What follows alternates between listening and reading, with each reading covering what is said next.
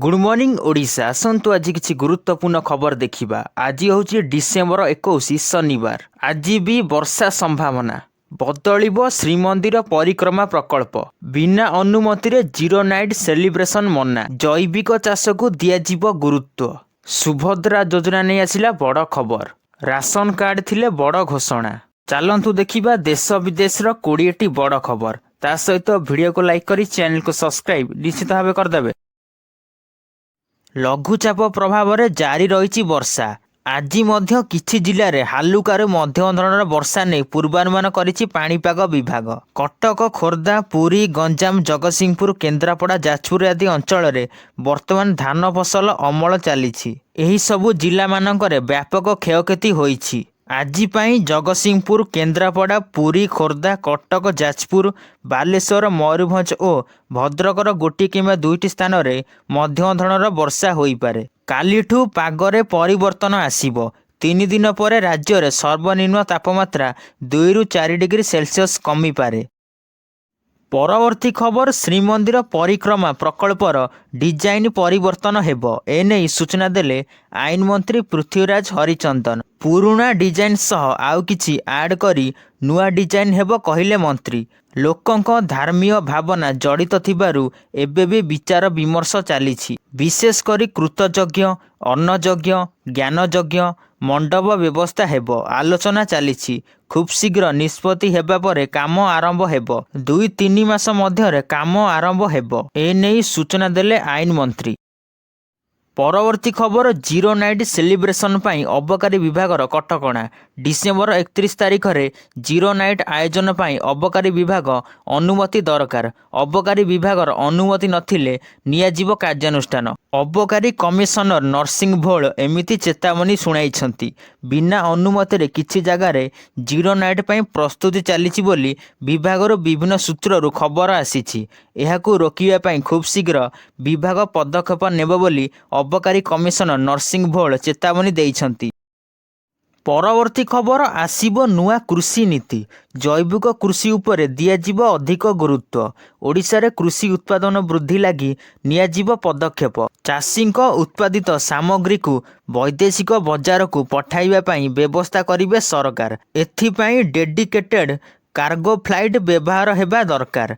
जेउथिपाई राज्य सरकार खूब शीघ्र आनिबाकु जाउछंती नुआ कृषि नीति। रासायनिक सार द्वारा स्वास्थ्य खराब हेउची, सेथिपाई जैविक कृषि उपरे ध्यान देउछंती सरकार। चाषी को जलसेचन सुविधा देले सेमानक आय बढ़िबो। एहा द्वारा दादन समस्या मध्य दूर हेबो बोली कहिछंती उपमुख्यमंत्री।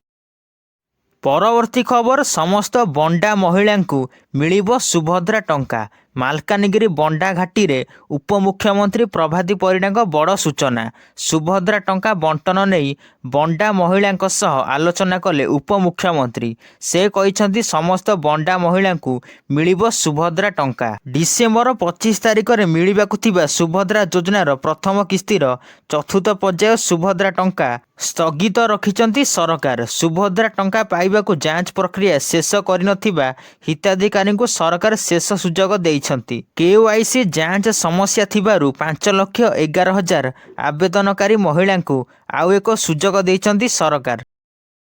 परवर्ती खबर आगको आसुची नुआ वर्ष, सेतिलागी सबुटी प्रस्तुति जोर। तेबे एही भितरे अबकारी मंत्री पृथ्वीराज हरिचंदन प्रतिक्रिया रखिछंती। मंत्री कहिछंती नुआ वर्ष पाई कठोर हेबो अबकारी विभाग। अबकारी पॉलिसी न मानिले कठोर कार्यानुष्ठान नियाजिबो। विशेष करी मद्यपान करी विशृंखलित आचरण कले कड़ा कार्यानुष्ठान हेबो। सेही भली बेआईन मद बिक्री उपरे मध्य अंकुश लागिबो। जिए भी एथिरे जड़ित रहिबे सेमानक विरुद्धरे कड़ा कार्यानुष्ठान हेबो बोली मंत्री कहिछंती।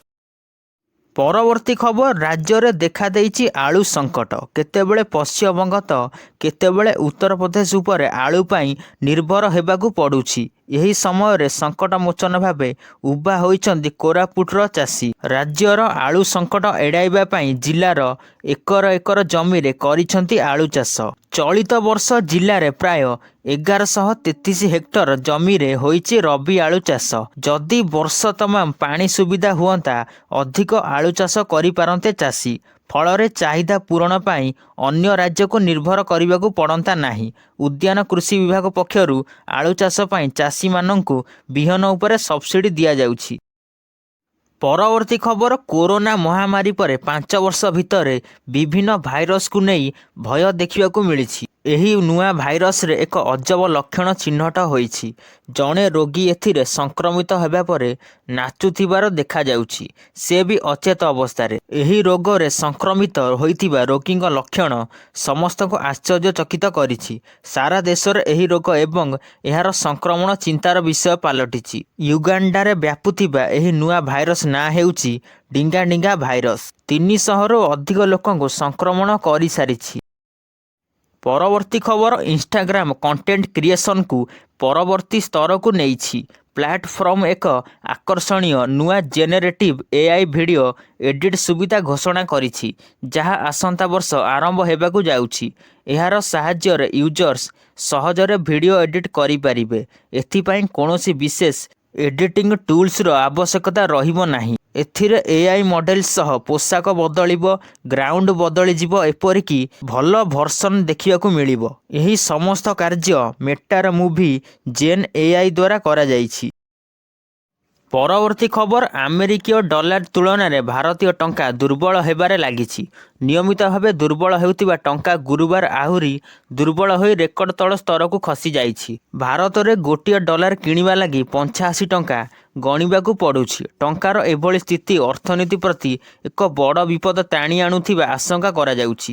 ଆଜି ଡଲାର ତୁଳନାରେ ଭାରତୀୟ ଟଙ୍କା ପ୍ରଥମ ଥର ଲାଗି 85 ଟଙ୍କା ସ୍ତରକୁ ଖସିଯାଇଛି। ଡଲାର ମହଙ୍ଗା ହୋଇଥିବାରୁ ଆମଦାନୀ ହେଉଥିବା ସମସ୍ତ ଜିନିଷ, ବିଦେଶରେ ପାଠପଢ଼ା ଓ ବିଦେଶ ଭ୍ରମଣ ମହଙ୍ଗା ହେବାର ଆଶଙ୍କା ଦେଖାଦେଇଛି।